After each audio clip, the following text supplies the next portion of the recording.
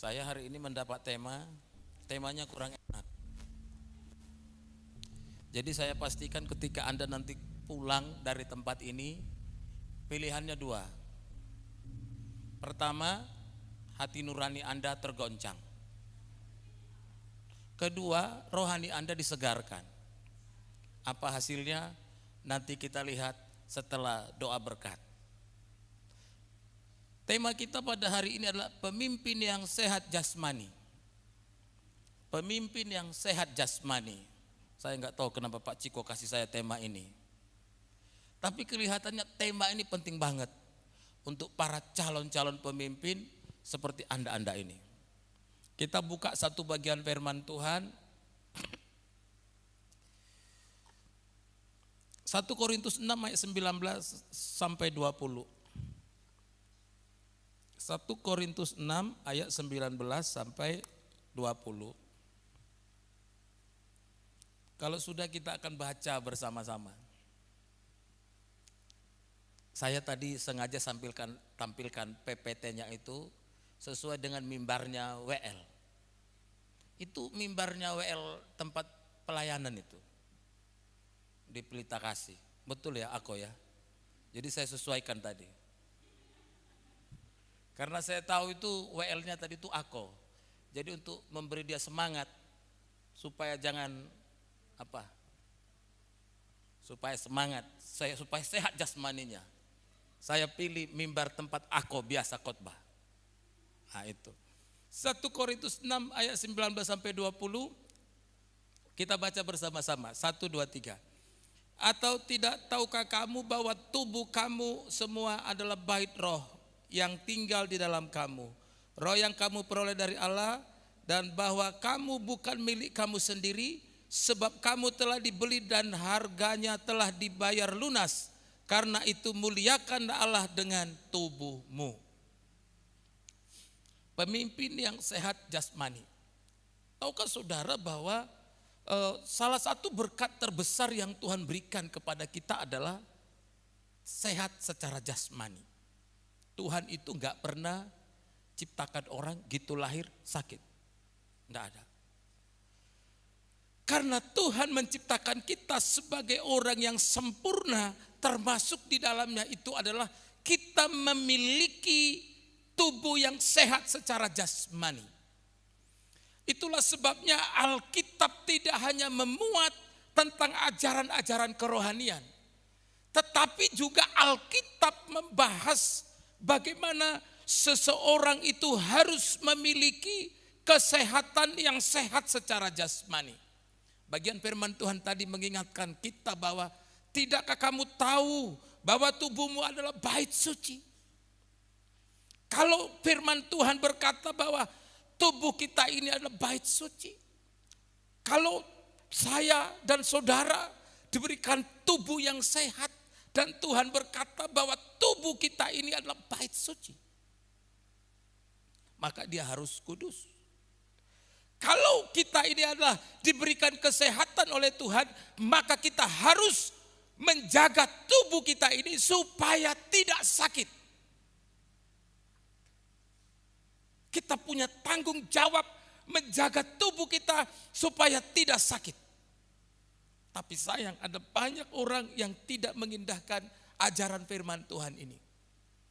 Berapa banyak orang yang masih terikat dengan kebiasaan buruk, merokok, mengkonsumsi makanan cepat saji, lalu juga kemudian minum alkohol, begadang, main game online, bahkan bermedia sosial sampai semalam suntuk. Saya bilang kemarin di kelas saya kuliah padat, sekarang ada fenomena baru di asrama. Apa itu? Jam 7, jam setengah 10 sudah tarik selimut. Bukan karena kedinginan loh. Tapi supaya jangan ketahuan adik tingkat lagi telepon-teleponan. Adik tingkat bilang, kakak kita beri contoh yang baik. Setengah 10, jam 10 sudah tidur. Tapi pada saat semua orang sudah tidur, kedengaran bahasa roh. Saya tanya di kelas saya, itu di asrama putra atau di asrama putri? Lalu mereka jawab, Pak, koneksinya Aspra ke Aspri, Pak. Koneksinya Aspra ke Aspri. Oh iya, saya baru sadar karena di sana dan di situ. Karena hatinya satu di sana, satunya di sana, saya bilang. Jadi koneksinya di sana, Pak, katanya. Oh, baguslah kalau begitu. Saya tidak anti dengan seperti itu. Tapi kalau sampai pagi lalu kemudian di kelas Anda langsung tertidur, baru mulai kuliah sudah tidur. Saya nggak tahu. Tapi saya tahu tadi malam jaringan bagus. Jaringan bagus jadi teleponan sampai pagi. Jam 3, jam 4 baru tidur.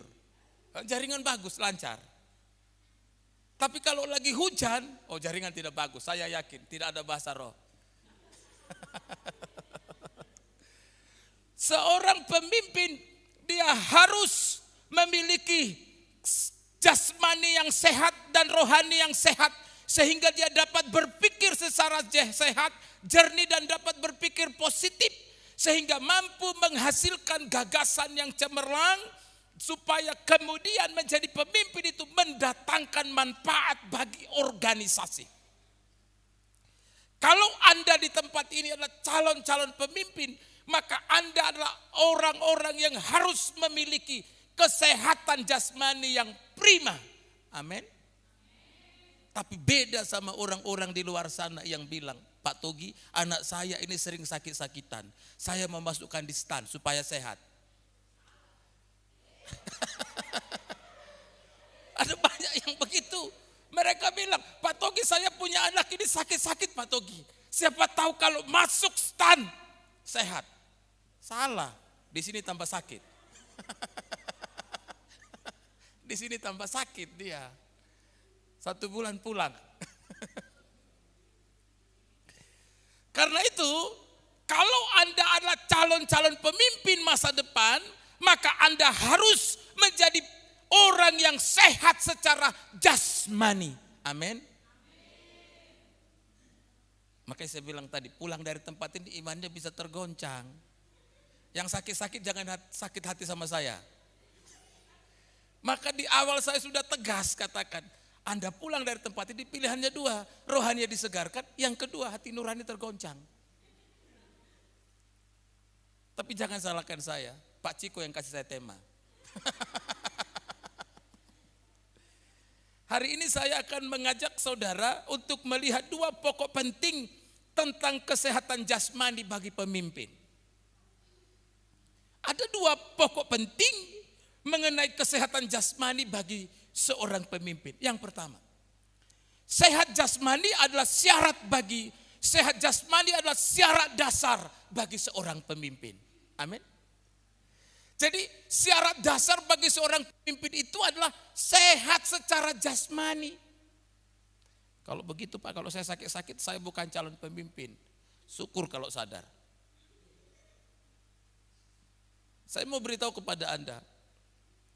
Kalau di sebuah perusahaan, kalau mau diterima kerja di sebuah perusahaan, pertama itu adalah medical check up.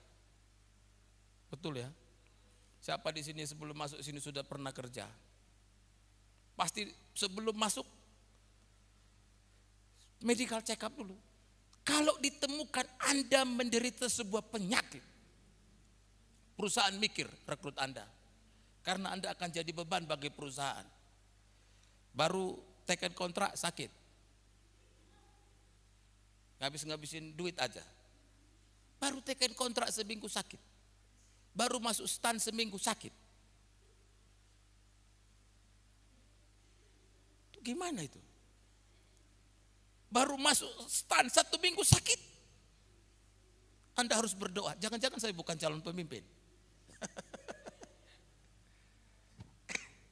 Seorang penyair bernama Decimus Iunius Juvenalis mengatakan bahwa mensano in corpore sano. Sebuah istilah yang sudah sering kita dengar, yang berarti dalam tubuh yang sehat terdapat jiwa yang sehat. Betul ya? Dalam tubuh yang sehat terdapat jiwa yang sehat. Kalau kita melihat istilah ini biasanya dipakai dalam dunia olahraga. Mens sano in corpore sano. Dalam tubuh yang sehat terdapat jiwa yang sehat. Dari sini kita bisa melihat bahwa kesehatan tubuh itu berpengaruh dan sangat berpengaruh bagi jiwa.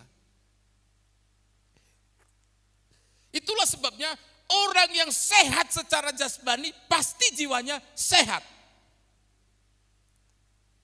Kecenderungan, bukan 100%.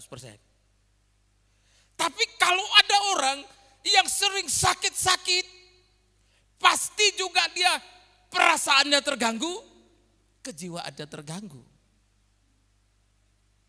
Suka menyendiri, merasa tidak berguna, lalu kemudian merasa bahwa dia orang yang tidak punya prospek, tidak punya masa depan. Tapi di sini enggak ada, di sini sehat semua. Sehat semua di sini, enggak ada itu.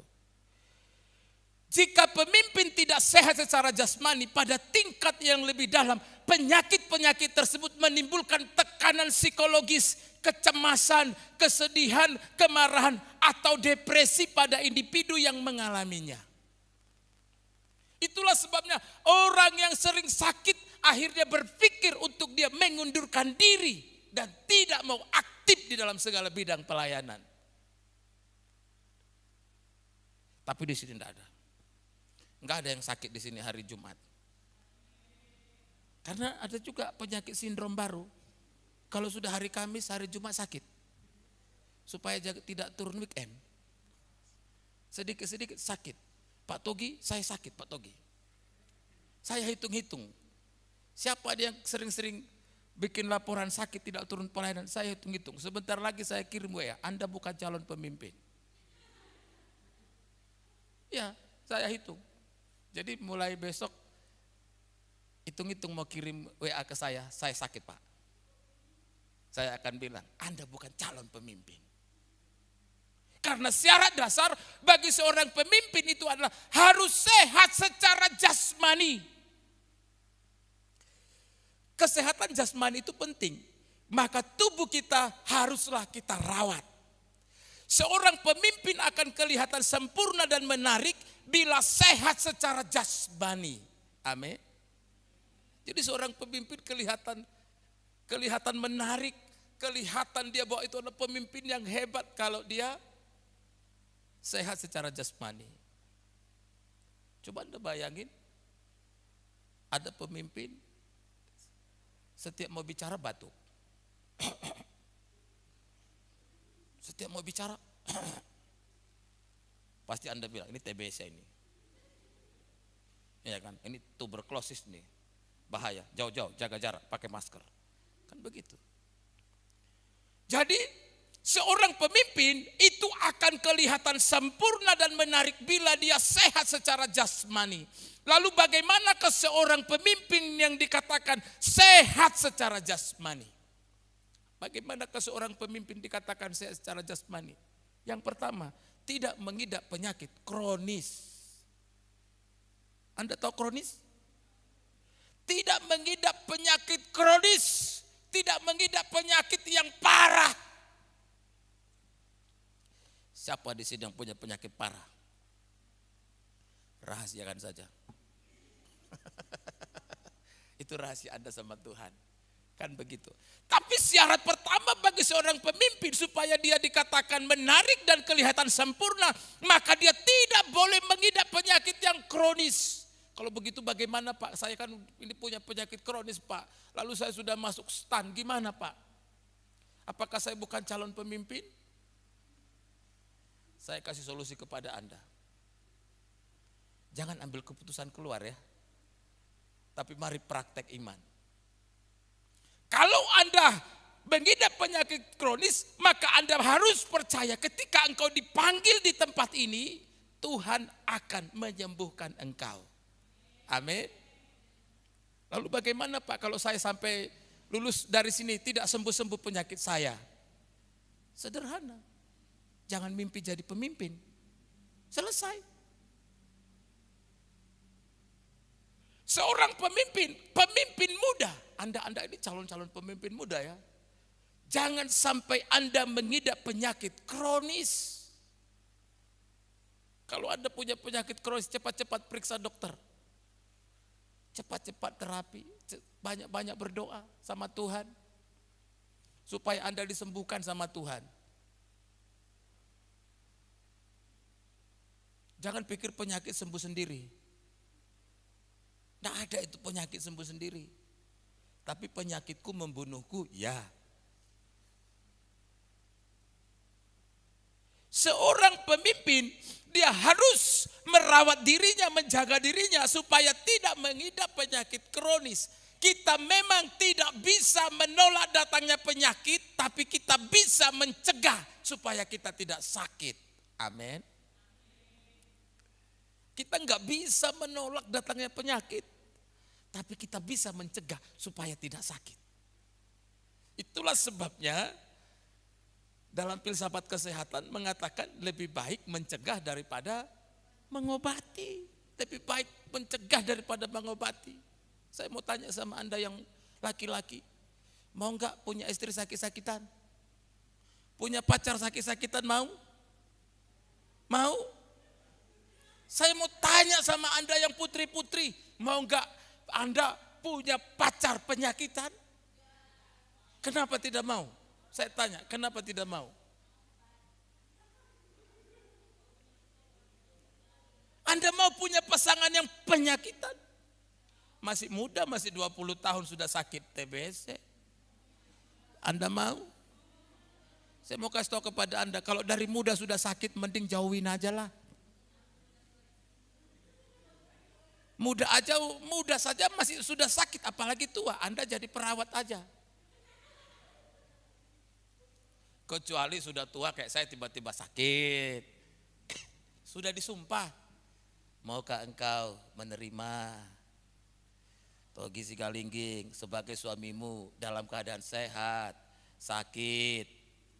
Kalau sudah akad janji di depan Tuhan sakit ya enggak masalah. Lah kalau belum akad janji di hadapan Tuhan.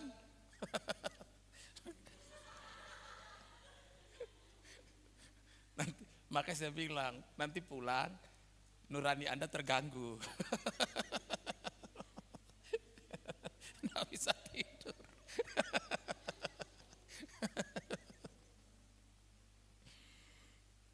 Bapak Ibu dan saudaraku yang terkasih dalam nama Tuhan Yesus.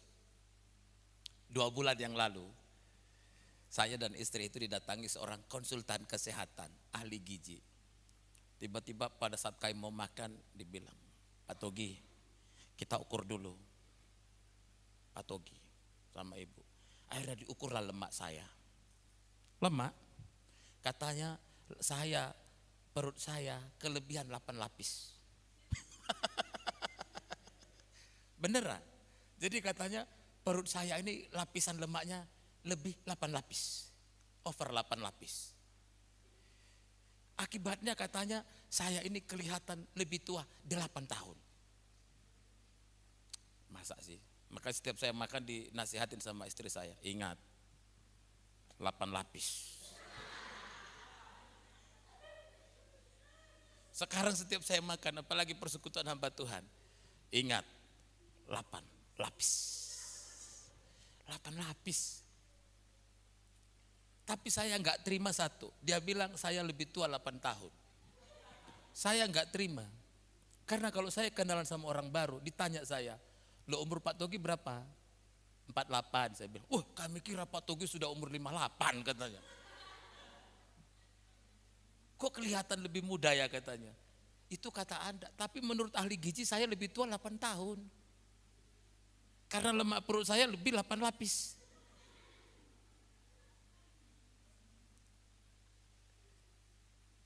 Kalau Anda mau diukur enggak apa-apa, kita undang free konsultasi. Sudah datang di rumah saya. Jadi saya lebih 8 lapis, kan begitu. Yang kedua berkenaan dengan kesehatan ini, seorang pemimpin yang sehat jasmani, kalau tadi satu dia tidak mengidap penyakit kronis, yang kedua berat badan harus proporsional. Saya lihat saya lagi, twing. Makanya saya bilang, saya mau protes Pak Ciko, tema ini nggak cocok bagi saya gitu loh. Jadi yang kedua ini yang nggak enak bagi saya. Dikatakan sehat jasmani berarti itu berat badan proporsional. Saya ukur-ukur berat badan saya, berat badan ideal saya ukur. Ternyata saya harus menurunkan 10 kilo, 15 kilo. Jadi baru saya kelihatan ideal.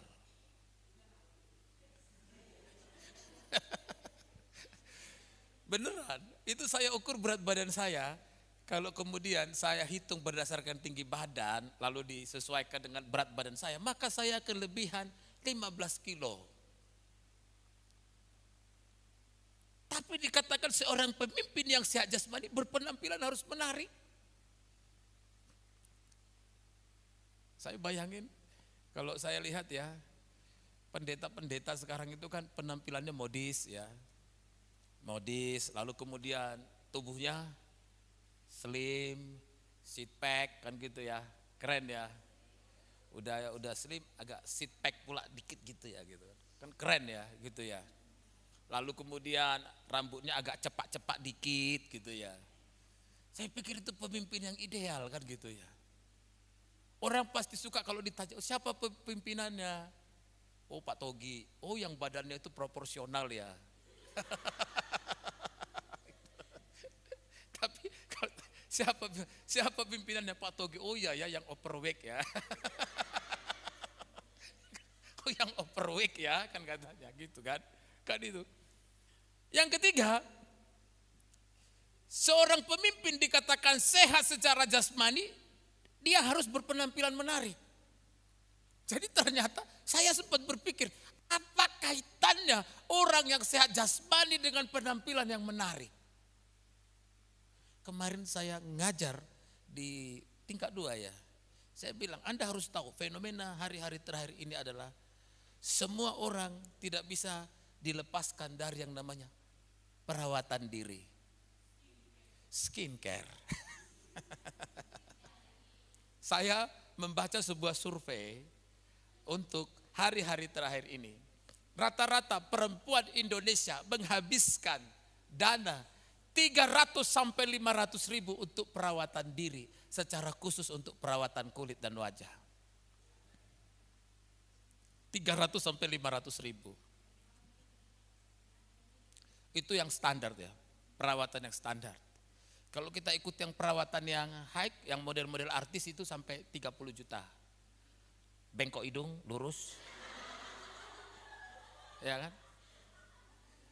Pipi tembem jadi tirus, tarik bawah dikit. Nah itu kan ada. Sekarang kan ngetren gitu ya. Bola mata supaya kelihatan biru, nah itu ditato matanya ya. Orang sekarang itu gila perawatan diri. Mengapa bagi seorang pemimpin perlu berpenampilan menarik? Karena penampilan menarik itu didukung oleh jasmani yang sehat. Amin. Lah orang penyakit batuk, TBC sudah 6 bulan terapi. Dia berpenampilan semenarik apapun, apakah Anda mau? Tidak akan ada yang mau. Saya kasih tahu kepada Anda, tidak akan ada yang mau. Semenarik apapun orang, kalau dia penyakitan, gak mau. Tapi kalau Anda sehat secara jasmani, maka Anda harus berusaha memiliki penampilan yang menarik. Amin. Saya tidak menyalahkan wanita-wanita setiap bulan rebonding. Saya tidak menyalahkan.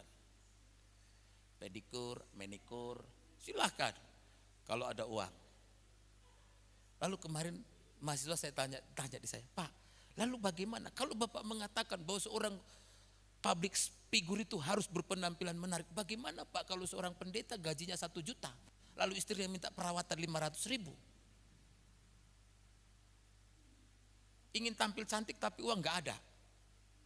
Itu gimana Pak? Saya bilang, gampang. Tampil apa adanya saja. Tidak usah susah-susah. seorang pemimpin sehat, maka dia harus berusaha berpenampilan menarik. Yang keempat, orang yang sehat secara jasmani, maka dia harus aktif bergerak. Energik. Amin. Orang yang sehat itu aktif bergerak. Bukan aktif main HP. Bukan aktif tidur, kan begitu ya. Kemarin ada mahasiswa kita kan, mahasiswa saya kan gitu ya. Jarang turun weekend. 1 semester tidur aja di asrama. Saya bingung, ini orang kok suka tidur di akhir pekan. Jangan-jangan tidak sehat secara jasmani ini. Tapi bersyukur sudah tidak di sini lagi. Saya bingung, saya bilang dia, kalau kamu 1 semester sudah tidak turun weekend hanya karena tidur, kamu sudah mundur 1 tahun. Mungkin dia pikir daripada saya mundur, kata Pak Togi, lebih baik saya pindah. Karena Tuhan membutuhkan orang-orang yang sehat. Amin. Tuhan tidak mau orang sakit. Masa Tuhan kerjanya menyembuhkan orang sakit aja? Tuhan tidak butuh itu. Itu yang pertama, bahwa sehat jasmani adalah syarat dasar bagi seorang pemimpin. Yang kedua, untuk keberlangsungan sebuah organisasi, maka kita harus mengkader pemimpin muda yang sehat. Amin. Untuk keberlangsungan sebuah organisasi, maka kita harus mengkader pemimpin muda yang sehat. Tahukah saudara bahwa kaderisasi atau pemuridan itu sangat penting dilakukan? Karena apa? Karena merupakan kesempatan bagi kita melatih, membimbing, mempersiapkan calon-calon pemimpin masa depan. Kita bisa melihat dalam Alkitab bagaimana kaderisasi itu berlangsung. Kalau kita melihat dalam Alkitab, kita bagaimana melihat Rasul Paulus dalam pelayanannya. Dia mendewasakan orang-orang percaya, lalu kemudian mengkader orang-orang muda, karena dia memiliki kesadaran bahwa suatu saat dia akan menjadi tua dan tidak akan mampu berbuat apa-apa. Kalau dalam sebuah kepemimpinan terlalu mengedepankan yang tua, yang muda kapan dapat kesempatan? Betul ya? Saya kemarin tertarik dengan debat capres. Debat capres, wapres, cawapres. Perdebatan antara Prof Mahfud dengan Gibran. Suatu kali waktu itu Gibran bilang ke Prof Mahfud mengenai green inflation ya, atau inflasi hijau. Tiba-tiba Prof Mahfud bilang apa? Itu pertanyaan receh, pertanyaan murahan. Wajar ya dilihat, yang satu kan profesor ya, itu masih muda nanya sama profesor. Maka dibilang pertanyaan receh. Saya hanya pikir, tiba-tiba saya di kelas ditanya sama mahasiswa, Pak gini, saya bilang itu pertanyaan receh. Saya nggak mau jawab, itu pertanyaan receh. Saya nggak tahu kalau saya jawab gitu kepada Anda, mungkin Anda akan menjuluki saya Pak Receh. Ya toh, Pak Receh kan gitu. Dalam Alkitab kita melihat bagaimana Paulus mengkader Timotius yang masih muda untuk melanjutkan pelayanannya ke depan. Walaupun Timotius masih muda, tapi Paulus mengkader Timotius. Karena Paulus sadar nanti dia akan tua. Siapa yang akan melanjutkan tongkat estafet pemberitaan Injil? Maka kemudian Paulus mengatakan kepada Timotius, jangan seorang pun menganggap engkau rendah karena engkau muda. Jadilah teladan bagi orang-orang percaya dalam perkataanmu, dalam tingkah lakumu, dalam kasihmu, dalam kesetiaanmu, dan dalam kesucianmu. Amin. Paulus bilang kepada Timotius, jangan seorang pun menganggap engkau rendah karena engkau muda. Tetapi jadilah teladan. Orang muda harus jadi teladan bagi orang tua. Betul ya? Atau terbalik saya? Orang tua harus jadi teladan bagi orang muda, atau orang muda yang jadi teladan bagi orang tua? Mana yang betul ya? Yang mana yang benar? Tapi Paulus ngomong tuh kepada Timotius, jangan seorang pun menganggap engkau rendah karena engkau muda, tetapi jadilah teladan. Orang muda juga harus jadi teladan.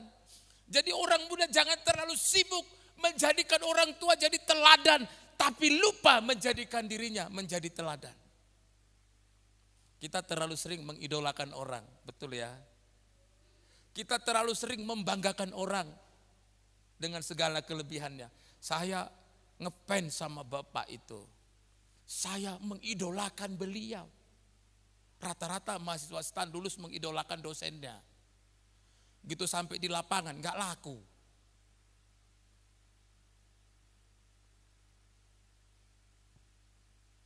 Kita boleh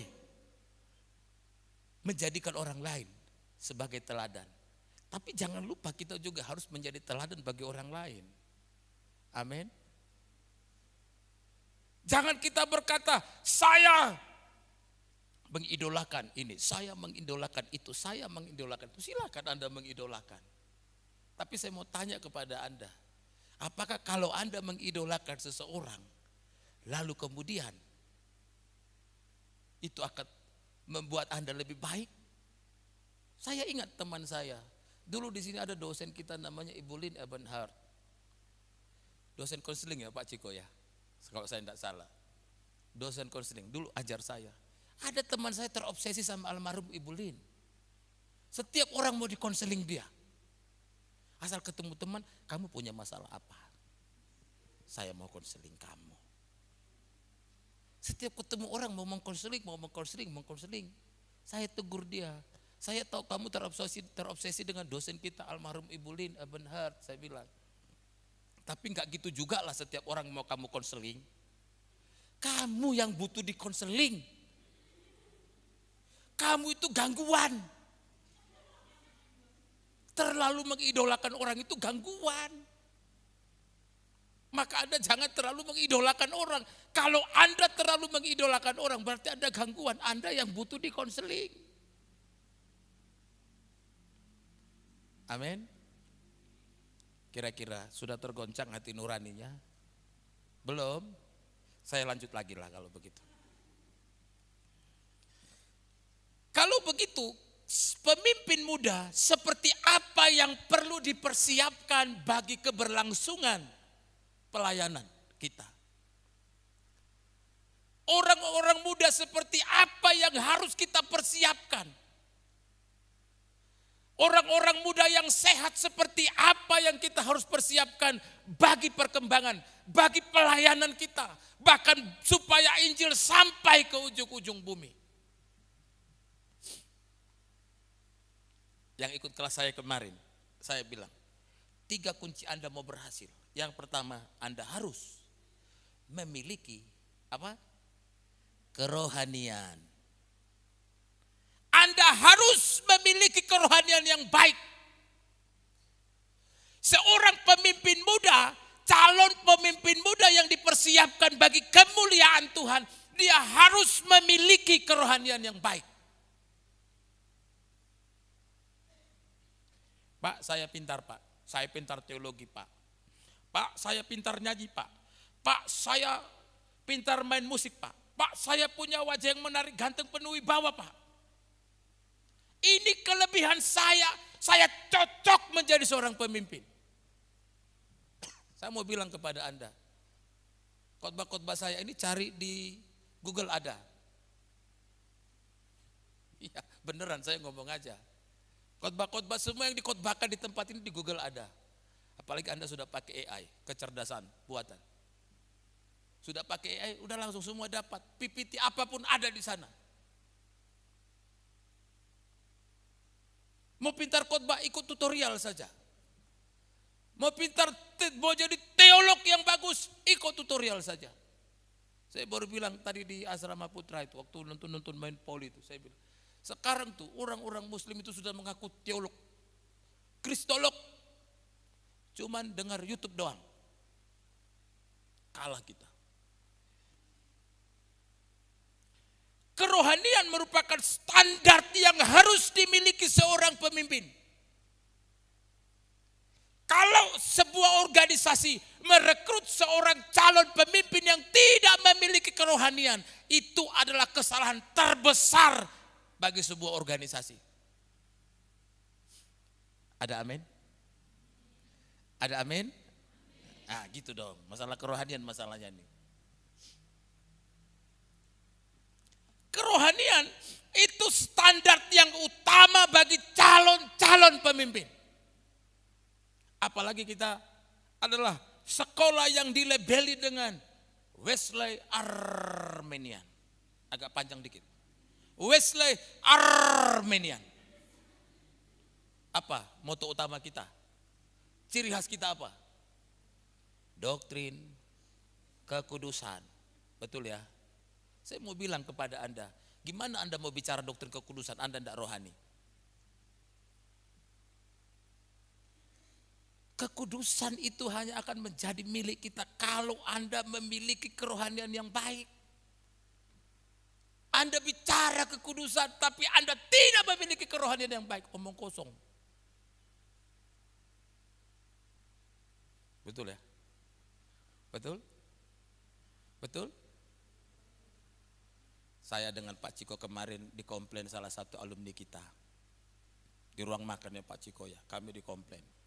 Ceritanya gini, saya kirim seorang alumni kita ke teman lah ya. Pak Togi, saya butuh asisten. Oke, saya kirim gitu ya. Kemarin itu alumni datang. Waktu apa itu ya, sebelum malam pengutusan tingkat 4 ya kalau saya tidak salah. Ah, lalu alumni itu bilang ke saya dan Pak Ciko di ruang makan, wah saya kecewa ini Pak Togi. Katanya. Kenapa? Bagaimana nih Pak? Yang Bapak kirim itu bangunnya aja jam 12 siang. Ah, masa sih mahasiswa stan, alumni stan bangunnya jam 12 siang? Iya Pak, jam 12 siang bangun. Kok bisa bangun jam 12 siang? Iya Pak, dia di kamar tuh nonton drakor aja dia sampai pagi. Nonton drama Korea sampai pagi. Ngantor sampai jam 12 di kantor gereja, baru bangun jam 12. Saya malu saya, aduh Tuhan. Kok bisa ya? Saya diam-diam aja lah saya. Terus gimana? Saya bilang. Ya terserah Bapak aja lah saya bilang. Saya bilang gitu. Ini menjadi perhatian serius bagi kita. Jangan Anda di tempat ini rohani, pulang dari sini atau tamat dari sini Anda enggak rohani. Tapi fakta di lapangan menunjukkan bahwa seringkali kerohanian yang kita terima di tempat ini, kerohanian yang dibentuk di tempat ini hanya terbatas di tempat ini. Tetapi ketika kita keluar dari tempat ini, seringkali kerohanian itu sudah bukan menjadi karakteristik atau ciri khas kita. Orang Wesley Armenian yang kental dengan doktrin kesucian, doktrin kekudusan, tidak bisa dipisahkan dari yang namanya kerohanian. Anda mau bicara doktrin kesucian, Anda harus rohani.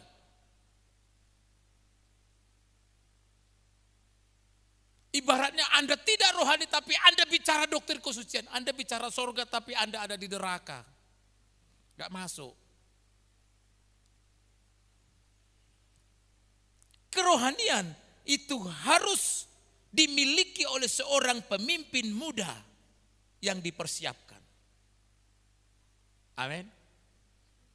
Bagaimana kerohanian Anda? Baik, baik sekali, kurang baik, sangat kurang baik, tidak rohani. Mana? Anda yang tahu. Saya belum pernah ukur, kecuali nanti saya bagi kuesioner baru Anda isi. Ini belum saya kasih kuesioner, jadi tidak usah khawatir. Rahasia Anda sama Tuhan saja. Yang kedua, calon pemimpin muda yang diperlukan itu adalah dia harus dapat dipercaya dalam hal keuangan atau jujur. Amin. Kalau pertama tadi punya kerohanian yang baik, yang kedua dia harus jujur, harus dapat dipercaya dalam hal uang. Anda mau jadi seorang pemimpin, kalau nggak bisa dipercaya dalam hal uang, nggak usah mimpi dia jadi pemimpin. Kalau dari awal sudah tidak bisa dipercaya dalam hal keuangan, saya yakin tinggal tunggu waktu jadi koruptor. Betul ya? Jadi koruptor itu ternyata bisa dideteksi dari awal. Jadi makanya sebabnya kalau kita mau mempersiapkan pemimpin-pemimpin muda yang sehat, maka dia harus dapat dipercaya dalam hal masalah uang. Kalau tidak bisa dipercaya dalam masalah uang, gak usah mimpi jadi pemimpin. Mimpi jadi anak buah sajalah. Gak usah mimpi jadi pemimpin. Saya kan biasa ngurus sponsor ya. Sponsor mahasiswa. Biasanya saya urus sponsor mahasiswa itu ada yang dari badan misi, ada yang dari pribadi, dari gereja gitu. Tapi baru-baru ini ada satu gereja itu yang memutuskan tidak mau mensponsori. Itu karena saya. Dia putus. Karena begini. Setiap dia mau transfer uang ke uang sekolah mahasiswa, dia maunya itu ditransfer ke rekening saya. Saya enggak mau. Saya bilang, kalau saya tidak mau berurusan dengan yang namanya uang. Makanya saya enggak pernah urusan uang. Saya enggak mau pusing dengan urusan uang. Yang pusing biasanya istri saya. Makanya istri saya lebih cepat ubanan dari saya. Karena saya enggak pernah mau pusing urusin uang biasanya. Kalau uang kurang yang tahu istri saya. Yang kalau lebih yang tahu juga dia. Saya enggak pernah tahu. Jadi sponsor itu bilang gini ke saya, Pak Togi, kami itu kesulitan kalau mentransfer ke sekolah. Karena yang kami kenal itu kan Pak Togi katanya. Kami enggak mau katanya. Saya bilang, saya juga enggak mau uang itu dikirim ke rekening saya. Karena kalau masuk rekening saya punya prinsip itu berkat Tuhan. Jadi saya enggak mau dikirim. Akhirnya dia bilang, ya sudahlah kami putus saja, enggak jadi sponsori. Ya enggak apa-apalah. Anda tahu kenapa saya tidak mau uang dititipin di saya? Saya bilang ke dia, kenapa Bapak tidak mau kalau kami titipin uang untuk mahasiswa lewat Bapak? Saya bilang ke saya cuma jaga satu. Nanti kalau roda motor saya tambah satu, orang bilang, wah bahaya itu. Jangan-jangan uang kemarin. Betul ya? Nanti kalau tambah satu jengkal tanah saya, wah. Iya kan? Saya enggak mau. Nanti kalau saya ganti merek HP, kiriman dari mana tuh? Saya enggak mau. Ya saya bilang, lebih baik udah putus sponsor aja enggak apa-apa. Karena apa? Orang bilang begini, titip omongan bisa lebih, titip uang bisa kurang. Titip omongan bisa lebih, tapi kalau Anda titip uang bisa kurang. Karena memang firman Tuhan berkata, akar dari segala kejahatan adalah cinta akan uang. 1 Timotius 6 ayat 10 berkata, karena akar dari segala kejahatan ialah cinta uang. Sebab oleh memburu uanglah beberapa orang telah menyimpang dari iman dan menyiksa dirinya dengan berbagai-bagai duka. Siapa yang tidak mencintai uang di sini? Ada yang tidak cinta uang? Gak punya uang bisa mati loh. Iya, tidak punya uang bisa mati, tapi tidak semua uang bisa menyelesaikan masalah. Karena itu, seorang pemimpin calon-calon pemimpin muda seperti Anda ini haruslah menjadi orang yang dapat dipercaya dalam hal masalah uang. Amin. Kalau dikirim sponsor untuk uang sekolah, bayarlah uang sekolah. Kan begitu. Kalau Anda tidak bisa menjadi orang yang jujur, maka Anda jangan mimpi Anda jadi calon pemimpin. Jika ada sebuah organisasi yang merekrut dan mengkader pemimpin atau calon pemimpin yang tidak bisa dipercaya dalam masalah keuangan, maka ia ibarat sebuah penyakit kanker yang akan menggerogoti organisasi itu. Kalau ada perusahaan yang merekrut orang yang tidak jujur, maka ia seperti penyakit kanker yang akan menggerogoti sampai akhirnya habis.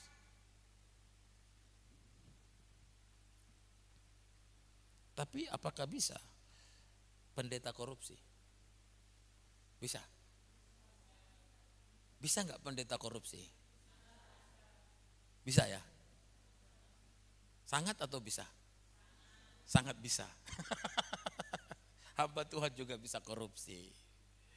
Kan gitu. Hamba Tuhan juga bisa korupsi. Makanya lebih bijak kalau hamba Tuhan itu tidak mencampuri, tidak mengurusi masalah keuangan. Amin. Makanya kalau Anda jadi tamat dari tempat ini, jangan buka koperasi itu yang minjam-minjamin uang itu. Ya. Ada sudah saya melihat lulusan sekolah teologi sudah buka koperasi simpan pinjam. KSP. Itu enggak dibikin situ KSP Arminian. Ya. Saya sudah ketemu, tapi bukan alumni kita. Saya ketemu sama orang, saya tanya, dia cerita di saya, oh saya lulusan dari sekolah teologi ini. Kerjanya apa? Simpan pinjam. Sebenarnya itu dihilangin satu KSP. Itu masih ada sambungannya B. Koperasi simpan pinjam berbunga. Berbunga. Ada, sudah ada di Malang ini. Tapi bukan alumni STAN loh. Alumni STAN itu enggak cinta uang. Ya, alumni STAN itu enggak cinta uang. Alumni STAN itu enggak suka uang. Betul ya. Orang STAN itu tidak suka uang. Orang STAN itu tidak cinta uang. Orang STAN itu menjauhkan diri dari yang namanya uang. Betul ya. Atau saya yang salah? Saya percaya Anda itu tidak suka uang. Buktinya Anda disponsori, kan gak terima uang. Kan gak terima uang. Jadi Anda jangan cinta uang. Kan seperti itu. Yakob Tomatala mengatakan, seorang pemimpin Kristen perlu untuk terus bertumbuh dalam kepribadian dan karakter. Sasaran pengembangan karakter seorang pemimpin di sini ialah menjadi seperti Kristus. Ia perlu memiliki budi pekerti, watak dan tabiat yang telah diperbaharui oleh Kristus, sehingga hidupnya mencerminkan hidup Kristus. Pertumbuhan karakter pemimpin mencakup karakter rohani, karakter etis, dan karakter moral. Amin. Jadi seorang pemimpin itu harus bertumbuh dalam karakter etis, dalam karakter rohani, dan dalam karakter moral. Apakah itu ada dalam diri Anda? Apakah itu ada dalam diri Anda? Ada atau enggak? Kalau enggak ada berarti Anda bukan calon pemimpin. Lebih baik jawab ada. Ya toh. Lebih baik jawab ada saja. Karena kalau enggak ada berarti Anda bukan calon pemimpin. Pemimpin muda yang dikader untuk keberlangsungan sebuah organisasi, dia harus mencakup karakter rohani, karakter etis, dan karakter secara moral. Karena menjadi pemimpin Berarti kita harus menjadi teladan dalam hal rohani, dalam hal etis atau etika, dan dalam hal moral. Ada amin? Yang ketiga, yang berkenaan dengan pemimpin muda yang dipersiapkan. Kriteria calon pemimpin muda yang dipersiapkan. Satu tadi, kerohanian.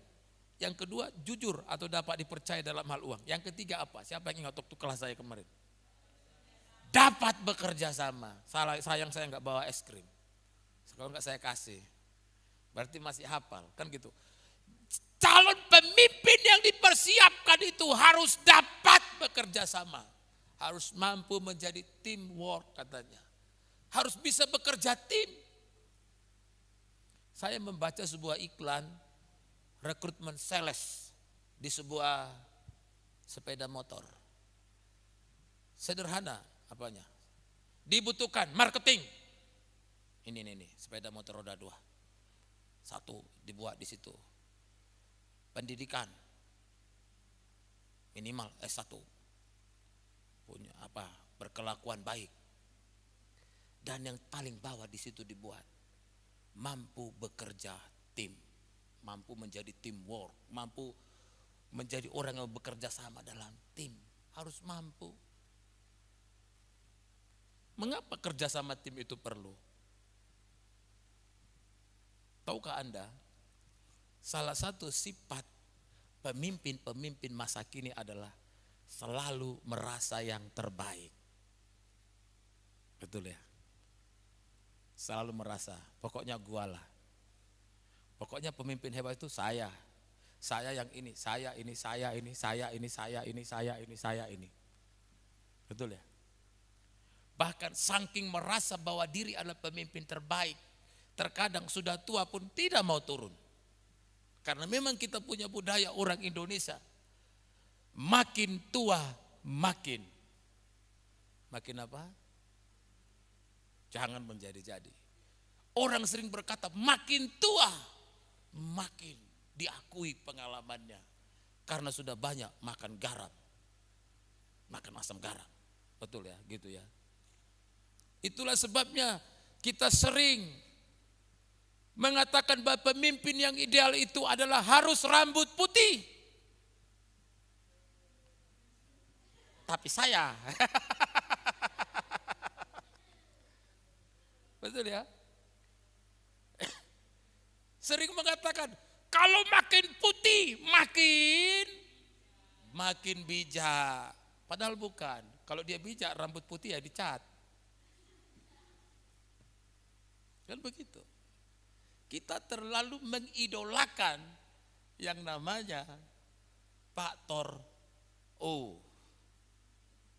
Makin tua makin berpengalaman. Tapi Anda lupa. Tapi jangan lupa, Anda jangan lupa. Kalau kita terus mencari yang tua, yang tua, yang tua, yang tua. Yang muda mau dikemanakan? Menjadi penonton bagi yang tua. Betul ya? Menjadi penonton bagi yang tua. Sebuah lembaga organisasi harus mengkader pemimpin-pemimpin muda. Anda ini tentunya. Saya tidak tahu, siapa tahu Anda nanti tiba-tiba sudah jadi ketua sinode, ketua yayasan, kepala sekolah, pendeta besar, pokoknya yang besar-besar gitulah, yang hebat-hebat gitulah. Saya nggak tahu kan, tapi saya percaya bahwa Anda adalah harapan bagi Kristus, harapan bagi gereja. Kan begitu. Anda itu harapan. Saya mau bilang kepada Anda itu harapan bagi gereja, Anda itu harapan bagi bangsa ini, Anda itu harapan bagi kekristenan. Kalau kami ini akan berlalu. Kemarin saya ngajar saya tanya si Ari. Ari, kamu nanti kalau apa mau jadi apa? Mau mengganti bapak katanya. Ya kan kemarin di kelas kan. Si Arinal katanya, nanti saya mau mengganti bapak di Getsemani katanya. Saya Dia bilang di saya kemarin, saya mau ganti Bapak di Getsemani. Bolehlah, kan gitu. Tapi saya mau bilang pada Anda, kalau Anda adalah orang yang muda, kalau Anda adalah orang yang muda, maka Anda harus yakin bahwa Anda adalah calon pemimpin. Amin. Yang penting Anda punya kesempatan untuk dikader. Kalau Anda adalah orang-orang yang muda, yang kompeten, yang secara kerohanian baik, Anda dapat dipercaya dalam masalah uang dan Anda dapat bekerja sama, maka Anda harus yakin, maka Anda harus optimis bahwa Anda adalah calon-calon pemimpin masa depan. Kalau enggak, ya enggak usah mimpi. Sebagai penutup, saya minum dulu. Dari tadi saya sudah mau minum.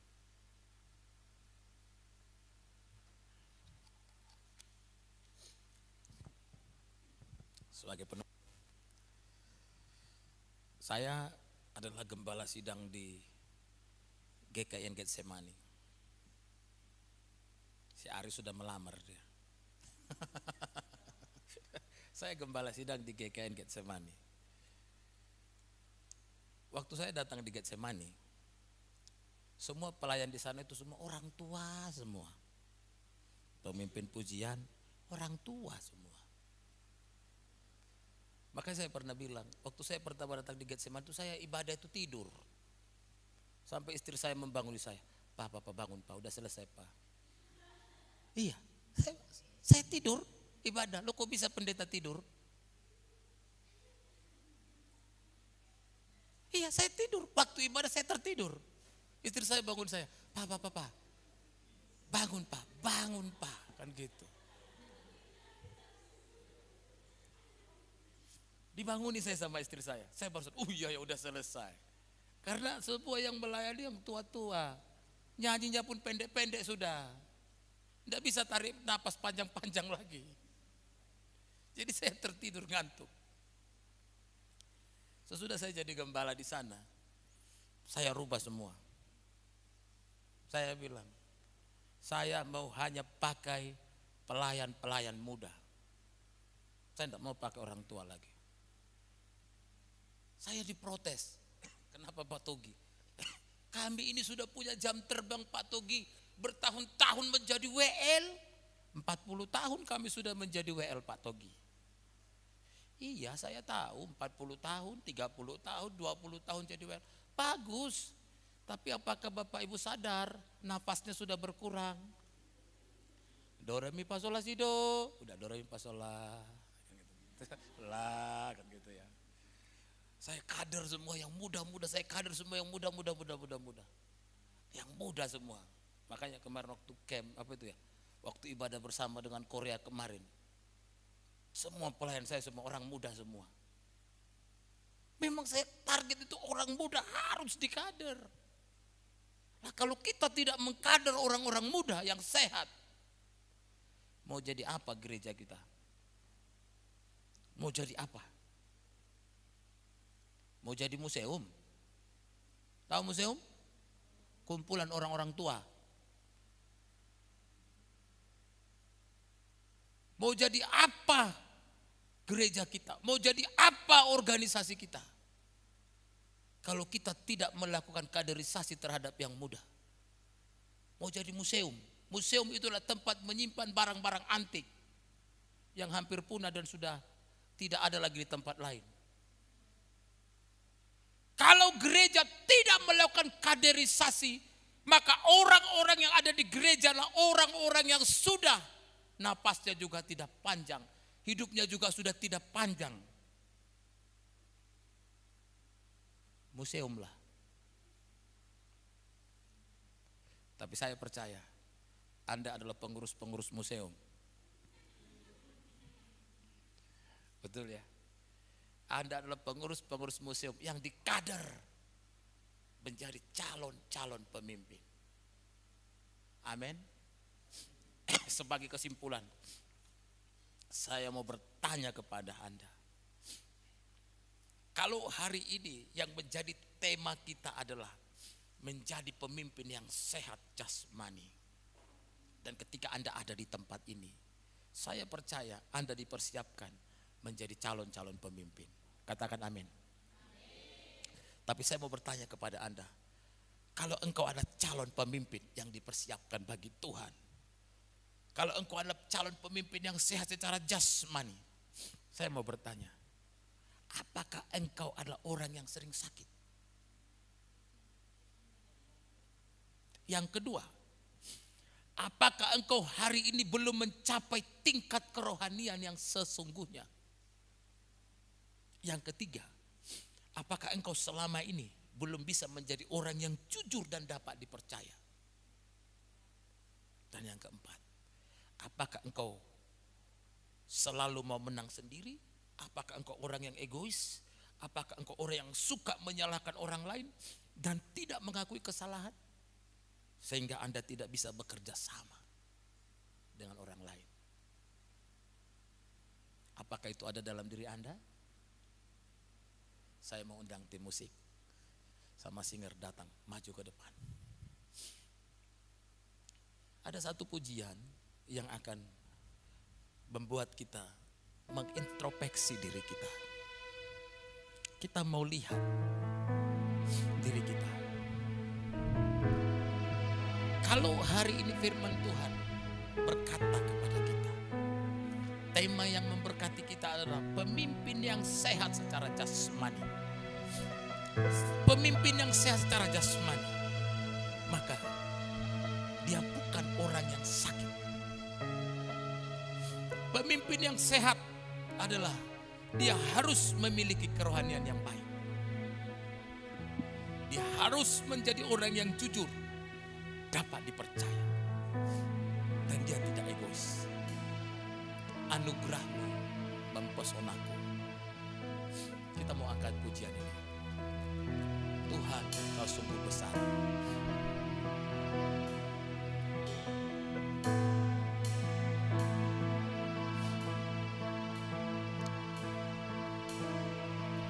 Mari kita merenungkan firman Tuhan.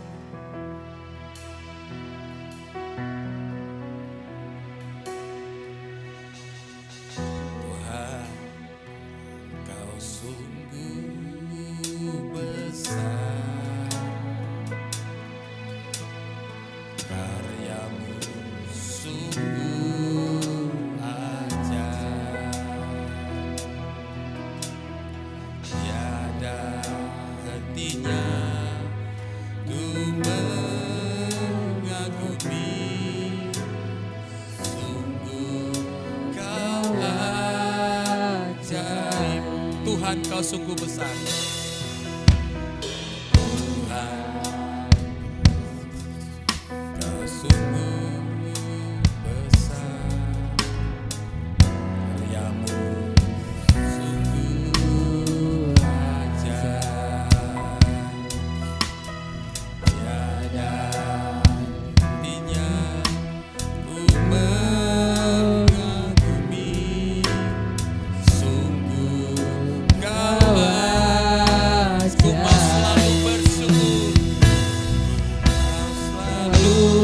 Bersyukur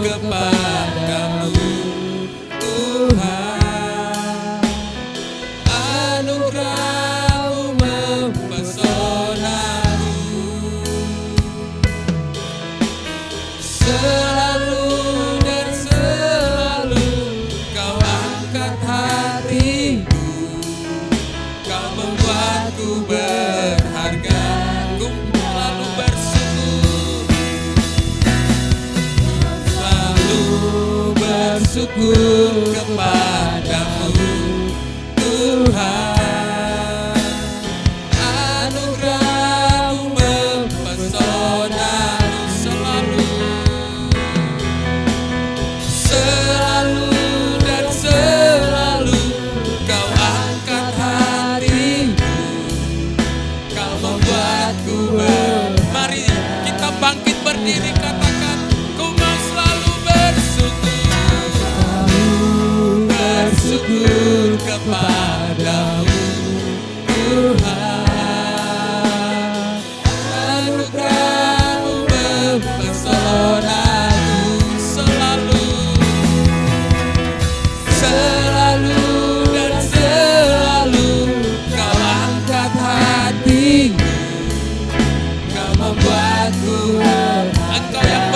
di mata Tuhan, angkat tanganmu, katakan, ku mau selalu bersyukur. Bersyukur kepadamu Tuhan, anugerah-Mu mempesonaku. Selalu dan selalu Kau angkat hatiku, Kau membuatku berharga di mata. Ku mau selalu bersyukur, angkat tanganmu. Mau selalu bersyukur kepadamu Tuhan, anugerah-Mu mempesonaku. Engkau luar biasa Tuhan. Selalu dan selalu Kau angkat hatiku, Kau membuatku berharga di mata. Tanpa iringan musik, katakan, ku mau selalu bersyukur kepadamu Tuhan, anugerah-Mu mempesonaku. Selalu, selalu dan selalu Kau angkat hatiku, Kau membuatku berharga. Sekali lagi dengan iman katakan, ku mau selalu bersyukur kepadamu Tuhan. Ini doa kami Tuhan.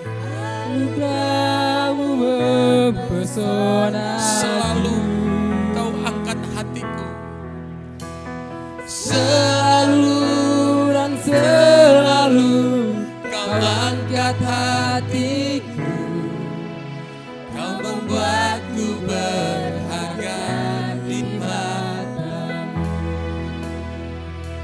Saudaraku, hari ini firman Tuhan datang kepadamu. Ketika engkau dibawa ke tempat ini, ketika engkau datang di tempat ini, engkau bukan salah alamat. Ketika engkau ada di sekolah ini, engkau sedang tidak salah jalan. Tapi Tuhan yang memilih engkau. Tuhan yang sudah memanggil engkau. Karena Tuhan mau engkau menjadi seorang pemimpin di masa depan. Tapi Tuhan mau jika engkau adalah calon pemimpin bagi Tuhan. Tuhan kasih satu syarat. Engkau tidak boleh sakit. Engkau harus sehat secara jasmani. Engkau harus memiliki kerohanian yang baik. Engkau harus menjadi orang yang bisa dipercaya.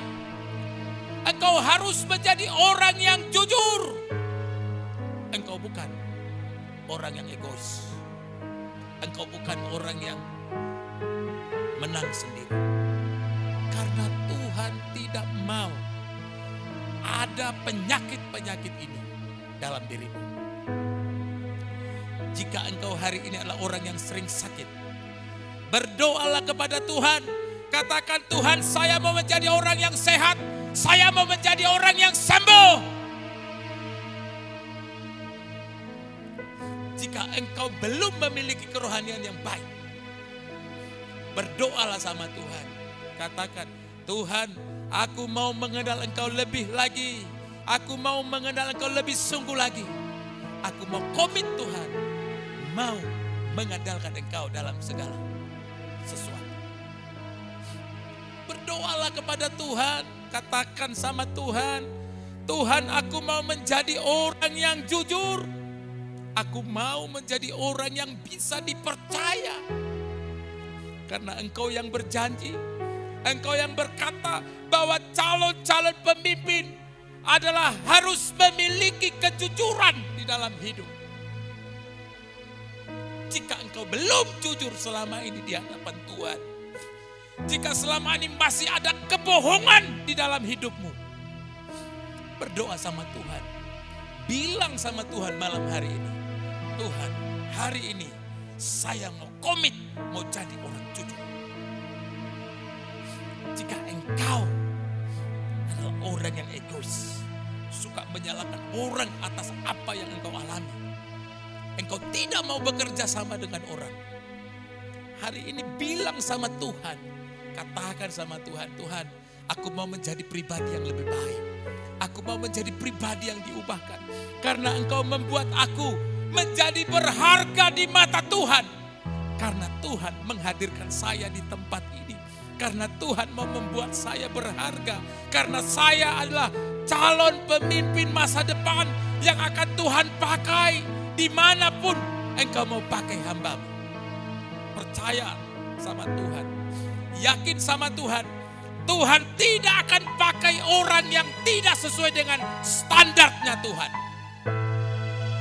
Tuhan gak akan pakai orang yang tidak sesuai dengan yang Tuhan mau. Bilang sama Tuhan, aku siap Tuhan. Ku mau selalu bersyukur kepadamu Tuhan. Anugerah-Mu mempesonaku, selalu dan selalu Kau angkat hatiku, Kau membuatku berharga. Sama-sama selalu bersyukur kepadamu